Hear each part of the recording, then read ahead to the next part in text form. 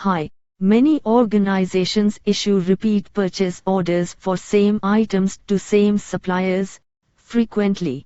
In simpliRP, you can copy-paste a previously issued PO in fraction of seconds. Earlier, we issued a PO number 149 with 5 items in it. We will now copy-paste this PO number 149 to a new PO.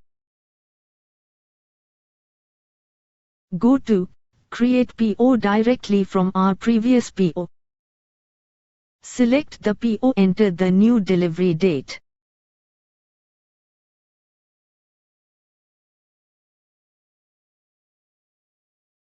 Click Copy-Paste this supplier purchase order and create new PO. That's all. A new purchase order has been created with current running PO number and current date. You can also see all the items have been mentioned with new delivery date. simpliRP implements smart way of working for your organization.